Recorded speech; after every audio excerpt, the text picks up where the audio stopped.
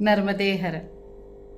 मैं डॉक्टर सुरुचि अग्निहोत्री नाइक नर्मदा परिक्रमा एक विलक्षण अनुभूति के अगले पर्व में, अगले खंड में, अगले भाग में आप सभी का स्वागत करती हूँ। पिछली बार मैंने आपको बताया था कि हमें कुबेर भंडारी जाना तो था, लेकिन आज हम कुबेर भंडारी नहीं पहुंच सकते थे। आज हमें करनाली में कहीं रुकना था और मैंने ये भी बताया था कि यहाँ पे मुझे बहुत ही अलग अनुभव आया, जो मैं अनजान थी इस बात से कि ये अनुभव मुझे मेरे पिछले जन्म तक लेके जाने वाला है। इस बात से मैं अनजान थी, लेकिन जब बाद में पता चला तो पता ये चला कि इस जन्म की तो ये बातें थी ही नहीं। आपका बहुत ज़्यादा उत्कंठा में बढ़ा रही हूँ, लेकिन बिल्कुल तुरंत ही अभी इस अनुभव पर हम आते हैं। हम चलते चलते जा रहे थे करनाली में और वहाँ रुकने के लिए हम सोच रहे थे कि कहाँ रुका जाए, कहाँ रुका जाए। किसी ने बताया था कि आगे एक आश्रम भी है और हम बड़े आराम से चल रहे थे, क्योंकि आज यहाँ विश्राम करना था। हम कुबेर भंडारी तो पहुंच ही नहीं सकते थे। तो चलते चलते रास्ते में जो मंदिर आए, रास्ते में जो घर दिख रहे थे, उनकी तरफ देखते देखते हम आगे बढ़ रहे थे। छोटे छोटे मंदिर रास्ते में है। पुराना बसा हुआ गांव जिस तरह से होता है, उस तरह से इस गांव का ये भाग था। मैंने पूरा करनाली तो देखा नहीं है, लेकिन पुराने से वाड़ी जिसे कहते हैं ना, जो पुरानी तरीके के बड़े बड़े घर हुआ करते हैं, उस तरीके के बड़े बड़े घर थे और हम देखते देखते जा रहे थे। तब मुझे याद है बीच में कहीं मैंने एक छोटा सा मंदिर देखा। अच्छा लगा मंदिर। और ये रास्ते पर की बात है, जैसे रास्ते से चल रहे हैं तो एक छोटा सा मंदिर किसी बड़े घर के सामने ऐसे कोने में बना हुआ था। और हमने सोचा कि चलो इस मंदिर के बारे में पूछ लिया जाए, यहाँ जो भी रहते हैं। और इसके लिए हमने उन्हें आवाज़ लगाई तो उन्होंने अंदर बुलाया तो अंदर एक और मंदिर था जो बहुत बड़ा था।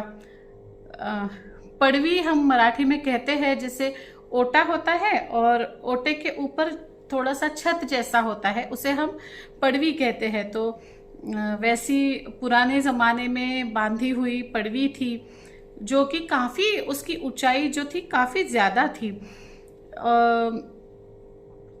उसके ऊपर ऐसे, जो पुराने ज़माने में नहीं, ऐसे लकड़ियाँ बड़ी बड़ी ठोक करके, बाम्बू या लकड़ियाँ ठोक करके उसके ऊपर जो कवेलू रखा करते थे, उस तरीके का था। दीवारें बड़ी बड़ी और पत्थर की दीवारें थी, और नीचे जो थी फर्शी थी, जो पुराने ज़माने में काले फर्शी आती थी ना, वो फर्शी थी नीचे लगाई हुई। और एकदम बहुत पुराना, मानो 200-250 साल पुराने घर जैसे होते हैं, वैसा ये पुराना घर था। मंदिर में बहुत बड़ा सभा मंडप था और मंदिर की रचना कुछ ऐसी की गई थी कि चारों तरफ से ये पड़वी लगाई हुई थी। सभा मंडप था, गर्भगृह था, और सभा मंडप का जो ऊपर था, सभा मंडप में छत नहीं था, ओपन टू स्काई था, सीधा आकाश वहां से दिख सकता था। और इस तरह से पूरा प्रकाश भी सभा मंडप में आता था। और चारों तरफ अगर आप देखें तो चारों तरफ सीमेंट का ओटा, जैसे नीचे सीमेंट नहीं कह सकते, पत्थर वाला ही दगड़ी ओटा ही था, और उसके ऊपर लकड़े से क्लोज वो किया हुआ था, इस तरह से था। फिर मंदिर के दर्शन हमें करने थे, तो सभा मंडप से हम अंदर गए। और जब हमने उस मंदिर के दर्शन किए तो क्या बताऊं,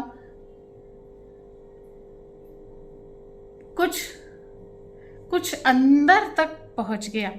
ये मुरलीधर श्री कृष्ण भगवान की मूर्ति थी और बहुत ही राधा जी और कृष्ण जी मानो साक्षात वहां खड़े हुए थे। बहुत ही सुंदर वो मूर्ति थी। सिर्फ सुंदर नहीं कह सकते, जिंदा, मानो जीवंत मूर्ति जिसे हम कहते हैं मराठी में, इस तरह से वो एकदम एकदम प्रत्यक्ष रूप उसमें था। बहुत सुंदर वातावरण था। धूप या अगरबत्ती की बहुत धीमी धीमी सी खुशबू आ रही थी। इस मंदिर में जो खंबे लगे हुए थे वो काफी मोटे खंबे थे और उसके ऊपर जो नक्शी करी हुई थी वो बहुत ही बारीक और बहुत ही सुंदर करी हुई थी। यहाँ लाइट्स लगे तो नहीं थे, लेकिन लाइट्स की जरूरत नहीं थी। ना रोशनी बहुत ज्यादा थी, ना रोशनी बहुत कम थी। प्रकाश व्यवस्था का नैसर्गिक रूप में विचार किया गया था। इस मंदिर में बड़े बड़े संतों के फोटो लगाए गए थे। कई संतों के स्केचेस भी निकाले गए थे जो हाथ से निकाले गए थे, पेंसिल से हाथ से निकाले गए थे। ये जो पड़वी थी उसके चारों तरफ ऊपर गैलरी थी और पुराने जमाने में जो लकड़ी की सीढ़ी होती है, जीना, हाँ सीढ़ियाँ ही बोलो, तो वो लकड़ी की बनी हुई थी और ऊंची ऊंची थी और ज्यादा चौड़ी नहीं थी, संकरी सी थी। ये जगह में एक अजीब शांतता थी जो प्रसन्नतापूर्ण थी, डरावनी या अप्रसन्न या दुखी करने वाली नहीं थी। एक अलग तरह की शांति यहाँ पे महसूस हुई, एक स्थिरता महसूस हुई, एक ठहराव यहाँ पे महसूस हुआ। अब हम लकड़ी सीढ़ी से भी ऊपर गए तो वहाँ एक रूम था। रूम में बहुत सारी किताबें रखी हुई थी। कुछ किताबें लाल कपड़े में बांध के रखी हुई थी, तो पता चला कि ये पूजा सामग्री की जो किताबें हैं वो रखी हुई है। और वहीं पे एक गुरुजी, एक पुरोहित जी अपने शिष्य को कुछ पढ़ा रहे थे संस्कृत में। वो अपने शिष्य को वेद पाठ करा रहे थे। ये जो घर था ये वेद मूर्ति और इस मंदिर के पुजारी श्री शौचे जी का घर था, जो महाराष्ट्रियन थे और उनका मूल परिवार जो था वो नासिक महाराष्ट्र का रहने वाला था। और कई सालों पहले वो गुजरात में आकर के स्थायी हो गए थे। यहाँ का एक अप्रतिम कंपन वातावरण देखकर हमारा मन हो रहा था कि आज का विश्राम हम यहीं क्यों ना कर ले। वहाँ पे एक माताजी भी थी, उन्होंने हमें चाय के लिए बोला और चाय पीते पीते हमने पूछ ही लिया कि माताजी इतना सुंदर वातावरण आपके यहाँ हम पा रहे हैं कि हमें लग रहा है आज का विश्राम अगर हम यहाँ कर सके तो आपकी बड़ी कृपा होगी। माताजी ने और बाबूजी ने बड़े ही प्यार से कहा कि आप ज़रूर यहाँ आइए, ज़रूर यहाँ रुकिए। और फिर बातें चलने लगी। बातों बातों में पता चला कि जैसे मैंने कहा था कि ये काफ़ी पुराना सा घर लग रहा था, पुराना वाड़ा लग रहा था। तो पता चला बड़ौदा के जो धाइबर थे 250 साल पहले उन्होंने ये वाड़ा शौचे जी के दादा परदादा जो भी कोई रहे होंगे उनको भेंट में दिया हुआ था, इनाम स्वरूप उनको ये वाड़ा दिया हुआ था। और वो जो धाइबर थे, धाइबर मतलब राज्य के सरदार, ये भी उन्होंने ही मुझे बताया, मुझे इस शब्द का मतलब पता नहीं था। हमारे गुजराती नर्मदा भक्त, नर्मदा प्रेमी बंधु भगिनी ये वीडियो देखते हैं तो कृपया कमेंट में धाइबर के बारे में आप कुछ लिखिए ताकि मुझे और पता चले। जितना उन्होंने मुझे बताया था वो मैं आपको बता रही हूँ कि वो जो सरदार या धाइबर थे उनको ये वाड़ा शिवाजी महाराज जी ने दिया हुआ था और कई सालों तक ये वाड़ा धाइबर जी के पास था। और उसके बाद कई साल पहले ये वाड़ा शौचे जी के दादा परदादा या पुरखों को कहूँगी मैं, तो उनको इनाम स्वरूप दिया हुआ था। बातें चलती रही और भोजन प्रसादी के लिए माता जी तैयारी करने लगी और हम जो है वाड़ा घूमने लगे, देखने लगे। बहुत ही आर्टिस्टिक वे में यहाँ पे स्केचेस लगाए हुए थे जहाँ पे रामदास स्वामी जी का चित्र था जो हाथ से निकाला हुआ था। फोटो की बात नहीं कर रही हूँ या पेंटिंग की बात नहीं कर रही हूँ, पेंसिल स्केच की बात कर रही हूँ। शिवाजी महाराज जी का निकाला हुआ था। कई महापुरुषों के, संतों के फोटो भी थे। उसमें एक फोटो था श्रीधर स्वामी महाराज जी का। श्रीधर स्वामी महाराज जी एक बहुत बड़े संत महाराष्ट्र के होकर गए जो रामदास स्वामी महाराज जी के शिष्य थे। अगर आप श्रीधर स्वामी के बारे में जानना चाहते हैं तो आप मुझे बताइएगा ज़रूर। मैं अगले वीडियो में उनके बारे में और कुछ चीज़ें लिखूंगी नहीं, बोलूँगी। लेकिन आज जो अनुभव मैं आपको बता रही हूँ ये इन्हीं श्रीधर स्वामी जी के फोटो से निगडित है। मैं पूरा वाड़ा उनका देख रही थी और जब मैंने श्रीधर स्वामी जी का फोटो देखा उस समय, उस वक्त मुझे याद नहीं आया कि ये फोटो श्रीधर स्वामी जी का है, लेकिन बड़ा सा फोटो था। लेकिन जैसे ही मैंने वो फोटो देखा, ध्यान से सुनिए, हाँ, यही वो अनुभव है जो मुझे मेरे पिछले जन्म तक लेके गया। जब मैंने ध्यान से देखा तो मुझे एकदम से याद आया कि ये फोटो तो मैंने बहुत देखा हुआ है, ये फोटो तो मेरा हमेशा का फोटो है। मुझे ऐसे लगने क्या लगा, मुझे याद ही आया जी। तो मुझे ये याद आया कि मेरे घर में बेडरूम में 2 दरवाजे थे जब मैं छोटी सी थी, 4-5 साल की रही होंगी। एक दरवाज़ा बाथरूम की तरफ खुलता था और एक दरवाज़ा किचन की तरफ खुलता था। किचन की तरफ खुलने वाले दरवाजे के बाजू में एक अलमारी थी जो दीवार में बनती है ना, पुराने ज़माने में दीवारों में अलमारियाँ बनती थी, वैसी अलमारी थी और उसके बाजू में श्रीधर स्वामी जी का फोटो लगा हुआ था। मैं नीचे से श्रीधर स्वामी जी का फोटो देखती थी। बहुत ही प्रेमा मुद्रा, बहुत ही स्नेह भाव उनके इस फोटो में है। जो फोटो मैंने शौचे जी के यहाँ देखा था वही फोटो मेरे घर में लगा हुआ था। और पहले जमाने में फोटो नहीं ऐसे टेढ़े लगते थे, एक मतलब ऐसी एक पट्टी होती थी जिसके ऊपर फोटो लगता था तो वो ऐसे ऐसे टेढ़ा लगता था थोड़ा सा ना,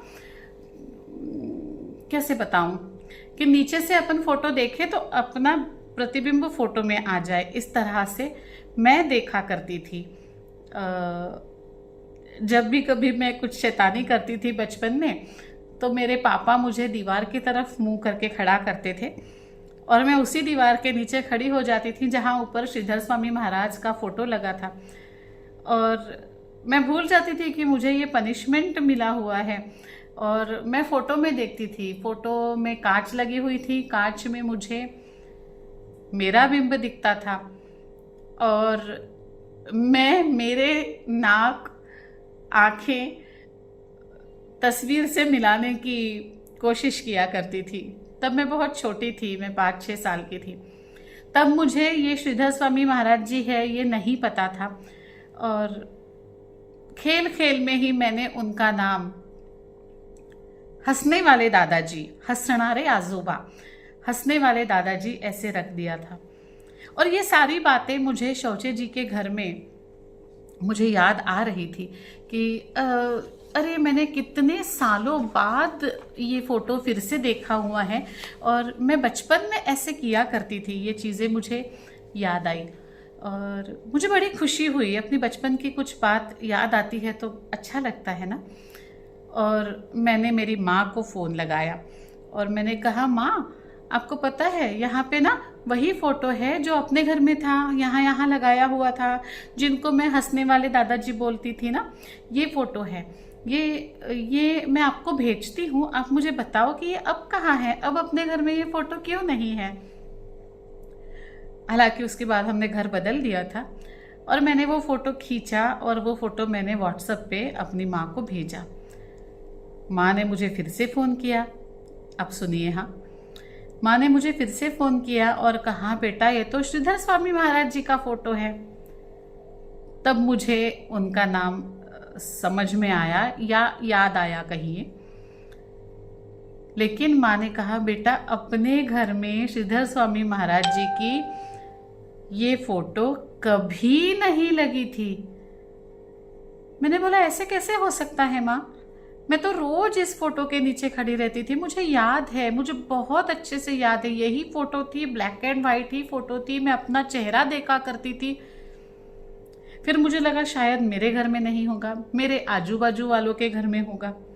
मैंने वहाँ पे पूछा कि ऐसी फोटो आपके पास कभी थी क्या, वहाँ पे भी नहीं। मैंने मेरे रिश्तेदारों को पूछा कि हो सकता है मेरे किसी करीबी रिश्तेदार जिनके यहाँ मैं हमेशा जाया करती थी उनके यहाँ ये फ़ोटो होगी, वहाँ भी नहीं थी।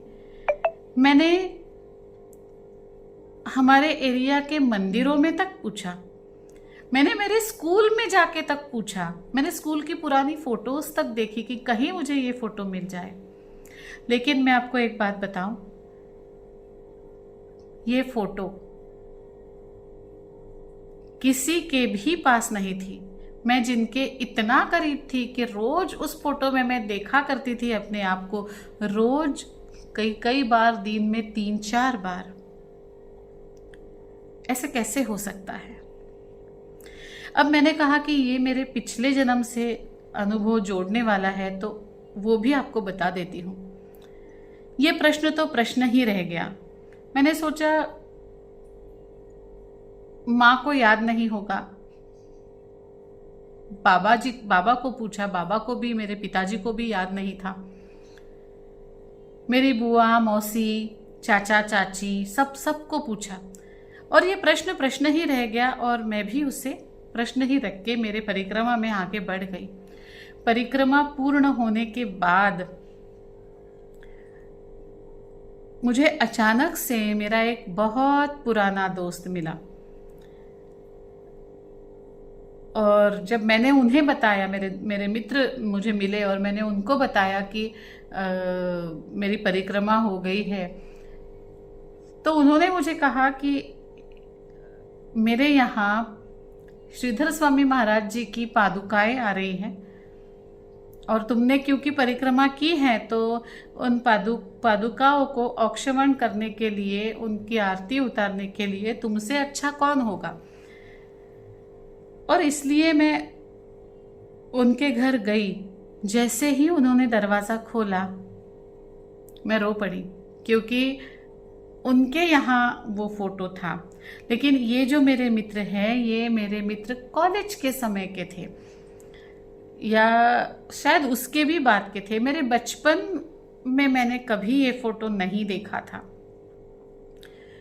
और ईश्वर की कृपा ऐसी होती है कि मुझे उनका चरित्र पढ़ने को मिला और मुझे आपको बताने में बहुत खुशी होती है कि उनका चरित्र, पोथी स्वरूप चरित्र, एक अध्याय में मात्र जिसमें 11 ओवी हो, ऐसा चरित्र मैं लिख रही हूँ। मैं क्या लिख रही हूँ, महाराज मुझसे लिखवा रहे हैं। तो शायद मेरे पिछले जन्म का ये कार्य अधूरा रहा होगा और इस तरह से मुझे इसकी याद दिलाई गई। मैंने फिर एक बार कोशिश की कि मेरे बचपन में मेरा खुद का विश्वास नहीं हो रहा था कि ऐसा कैसे हो सकता है। इतना मैंने करीब से इस फोटो को देखा है और मेरा बचपन जिन्होंने देखा है उनको ये फोटो कैसे याद नहीं। अच्छा, एक व्यक्ति ने बोला तो ठीक है, घर के सभी बोल रहे हैं, फिर ये कैसे हो सकता है। फिर मुझे हमारे पहचान के एक दादाजी थे, उन्होंने बताया कि बेटा जब तुम्हें इतना लग रहा है, जब तुमने इतना देखा हुआ है, जब तुम रोज इसके संपर्क में हो तो तुम हो, ये बात झूठ नहीं हो सकती।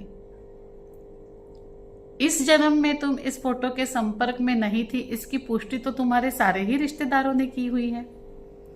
सबने कहा है कि ये फोटो तुम्हारे बचपन में उनमें से किसी के पास नहीं था जिनके पास तुम रोज जाया करती थी, और तुमको तो याद है कि तुम रोज देखा करती थी।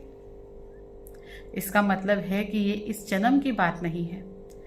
ना तुम्हारे रिश्तेदार झूठ बोल रहे हैं, ना तुम झूठ बोल रही हो। वक्त है जो तुम्हें पीछे ले जा रहा है। अब मुझे नहीं पता कि मेरी इस बात पर आप किस तरह से भरोसा करते हो या कर रहे हो या करोगे, लेकिन जब कोई चीज आपके आंखों के सामने रोज रोज रोज रोज रोज रोज रोज रोज आती है, आप उसे आसानी से भूलते नहीं हो।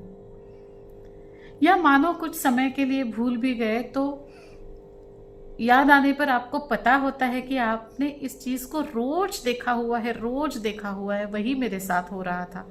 और मेरे परिवार वाले, मेरे आजू बाजू वाले, मेरा बचपन जिन्होंने देखा है वो बोल रहे थे कि नहीं बेटा ऐसे नहीं हुआ है। मैंने तो मान लिया कि ये कुछ पुराने जन्म का होगा, और वैसे संकेत भी मिले जो पोथी में लिख रही हूँ उसके रूप में। तो ऐसा ये अनुभव था। अब आगे चलते हैं।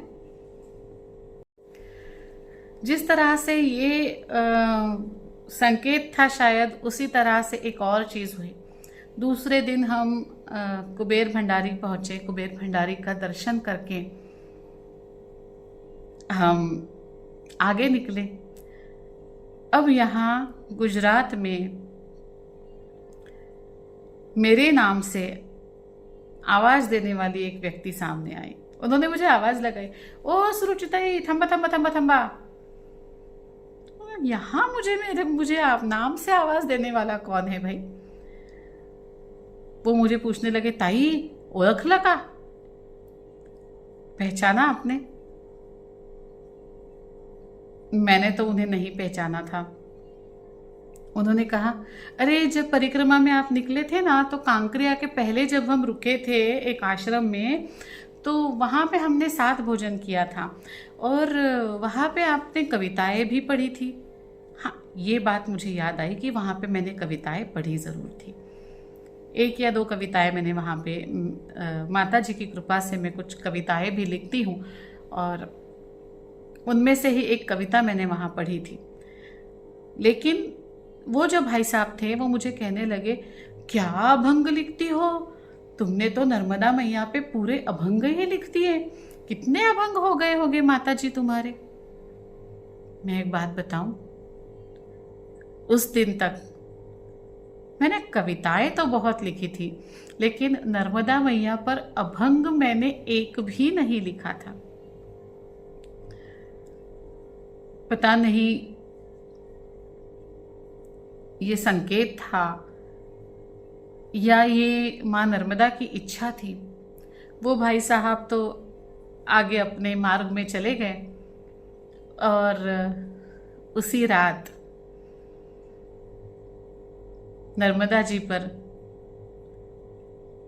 मेरे हाथों से अभंग रचा गया। अब माई से अभंग नाम से कुछ 25 एक अभंग लिखे हुए हैं, जिन्हें इतने जल्दी प्रकाशित नहीं करूंगी। वो बहते रहने चाहिए, वो रुकने नहीं चाहिए, यही सोच रही हूँ। शायद ये और संकेत ही था। आज का जो दिन था या ये जो दिन थे, शायद ये संकेतों के ही दिन थे मेरे लिए, खासकर आज का दिवस। हम आगे तिलकवाड़ा की ओर बढ़ रहे थे। हमने किनारे वाला मार्ग लिया हुआ था। तिलकवाड़ा में मैया उत्तर वाहिनी होती है, ये सुना था।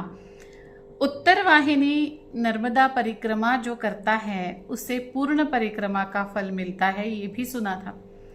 हम माई के किनारे चल रहे थे, शाम होने को थी। सूर्य नारायण ढलने के लिए तत्पर थे। बहुत प्रसन्न वातावरण था और मुझे लग रहा था, क्योंकि शाम है, शाम तो माई के किनारे सुंदर ही होती है और इसीलिए मुझे अच्छा लग रहा है। लेकिन एक अजीब सा खिंचाव तिलकवाड़ा की तरफ मुझे खींच रहा था।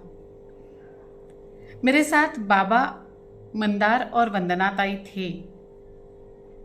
मैंने बाबा को कहा भी, बाबा ऐसे लग रहा है जैसे कि पैर अपने आप आगे बढ़ते जा रहे हैं, कोई थकान नहीं, कोई कष्ट नहीं, दुख नहीं, आनंद ही आनंद है। और ऐसे लग रहा है कि मैं फटाफट फटाफट मेरे पैर जो है वो उठते जा रहे हैं तिलकवाड़ा की तरफ।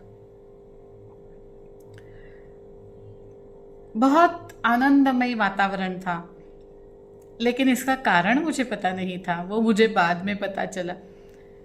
एक बात बताऊं, जिंदगी ना ऐसी होती है शायद। अनुभव पहले देती है और शिक्षा बाद में। पहले बताती नहीं है कि आगे क्या होने वाला है, पहले आपको अनुभव देती है कि अच्छा है या बुरा है, और बाद में बताती है कारण। इसलिए जो भी अनुभव मिलते हैं, मेरा मानना है कि उसमें से एक चीज तो जरूर मिलेगी, या तो शिक्षा या तो अनुभव। आगे चलते हैं। तिलकवाड़ा में विष्णुगिरी महाराज जी तब थे और हमें तिलकवाड़ा जाना था। उन्हीं के यहाँ हमारा विश्राम तय था। वंदना ताई इनको अच्छे से जानती थी। हम तिलकवाड़ा गए। वहाँ के एक सेवक शर्मा जी हमें मैया जी के किनारे लेने आए थे और हम सबका सामान जो जितना ले जा पाए उतना वो अपनी गाड़ी पे लेके गए, और बाकी का कुछ अंतर हमें पैदल जाना था। हमें तो पैदल ही जाना था, लेकिन बाकी का कुछ अंतर हम पीछे से चले। अब जैसे ही मैं तिलकवाड़ा गई तो जो हॉल का दरवाज़ा था, शाम हो गई थी इसलिए मंदिर था हॉल के अंदर, वो बंद हो गया था। और अपनी पूजा पाठ जहाँ आसन लगाया है वही हमने किया।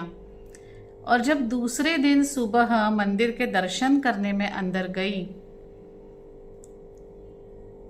तब मैंने ऐसी कुछ चीज देखी, मैंने ऐसा कुछ महसूस किया कि मुझे यकीन हो गया कि ये तो संकेत ही था। मुझे जो चीज खींच रही थी वो वाकई में मुझे खींच रही थी। कुछ ऐसा हो रहा था कि मेरे कदम अपने आप बढ़ गए थे। क्या आपके पैरों में जलन होती है? क्या आपको बार बार यूरिनेशन के लिए जाने का मन होता है? खाने के प्रति अनिच्छा, नौशिया या वोमिटिंग सेंसेशन होता है? क्या आपको बहुत ज्यादा नींद आती है या आपको बहुत थकान होती है, काम करने का मन नहीं होता या उत्साह नहीं रहता? अगर इनमें से एक या ये सारे लक्षण आप अपने आप में एक साथ देख रहे हो तो ये चिंता का विषय है। इस विषय को दुर्लक्षित करना उचित नहीं होगा। डायबिटीज, थायराइड, विटामिन्स या मिनरल्स की शरीर में कमी, ऐसे कई बीमारियों में ये या इनमें से एक लक्षण देखा जाता है। इनमें से एक या ये सारे लक्षण अगर आप में मौजूद है तो इसे दुर्लक्षित नहीं करना चाहिए। ये मैसेज आप तक पहुंचाया जा रहा है तज्ञ हेल्थ केयर की तरफ से। तज्ञ हेल्थ केयर में हम पेशेंट का इलाज सारे ही नैसर्गिक चिकित्साओं से करते हैं, जिनमें से एक चिकित्सा है टिश्यू सॉल्ट थेरेपी यानी mineral therapy. Tissue salt therapy अत्यंत प्रभावी चिकित्सा पद्धति है और इसके कोई दुष्परिणाम भी नहीं होते। यह चिकित्सा पद्धति सारे ही रोगों पर अत्यंत प्रभावी रूप से कार्य करती है। लेने में आसान, अत्यंत सुरक्षित, नैसर्गिक चिकित्सा पद्धति टिश्यू सॉल्ट थेरेपी के बारे में अधिक जानने के लिए और हम में ऐसे सारे या इनमें से एक लक्षण देखने के बाद संपर्क करने के लिए तज्ञ हेल्थ केयर का नंबर नोट कीजिए। डॉक्टर सुरुचि नाइक और नंबर है 9823653511। इस विषय में अधिक जानकारी के लिए डिस्क्रिप्शन बॉक्स जरूर चेक कीजिएगा। धन्यवाद। क्या थी ऐसी चीज जो मुझे खींच रही थी?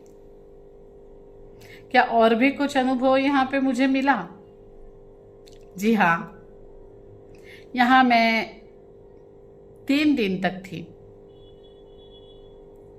हम विष्णुगिरी महाराज का इंतजार कर रहे थे, लेकिन जब उन्हें समय लग रहा है ऐसे लगने लगा, तब मैं और बाबा हम आगे निकले और वंदना ताई और मंदार पीछे रह गए। यहाँ पे कुछ ऐसा समय था कि मैं खुशी से लेकिन रो रही थी। दूसरे दिन जब मैं मंदिर गई तब भी मैं रोई, दोपहर में भी मैं रोई, शाम को भी मैं रोई। रोने वाला ही दिवस था, लेकिन ये सारा रोना अंदर से भीतर से कुछ इस तरह से आ रहा था मानो मेरे मन का, मेरे आत्मा का मैल धुलता जा रहा हो। क्या थी ये सारी चीजें बताऊंगी अगले पर्व में, अगले भाग में, अगले खंड में। हमेशा की तरह आपको एक विनती और करती हूं, ये जो अनुभव कथन मालिका है, ये जो वीडियो है, इसे लाइक कीजिए, शेयर कीजिए, सब्सक्राइब कीजिए। औरों को भी ये खुशी मिले जो आपको मिल रही है। जो मुझे मिली वो तो मैंने आपके साथ शेयर कर दी है। अब ये आपकी जिम्मेदारी है कि ये आप कई लोगों को भेजें, ये चैनल भेजें, ताकि हम सब माँ नर्मदा के भक्ति में हम खो जाएं।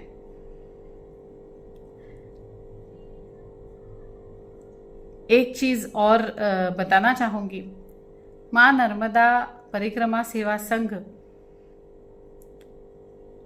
का एक नर्मदा अष्टक ग्रुप है।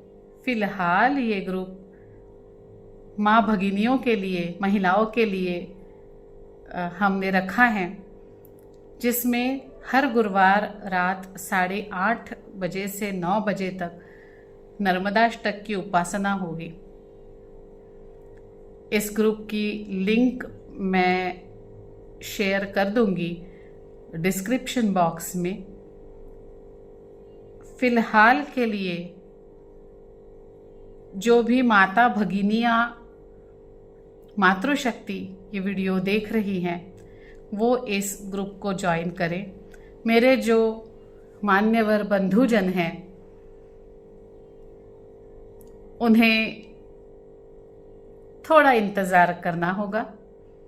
इस ग्रुप का एक विशेष हेतु है मातृशक्ति को एक साथ लाना, एक दूसरे की पहचान कराना। जब हमारे बंधु ग्रुप में होते हैं तो माताएं खुले दिल से बात नहीं कर सकती, इसलिए फिलहाल के लिए मैं अपने बंधुओं को कुछ समय के लिए क्षमा मांगती हूँ।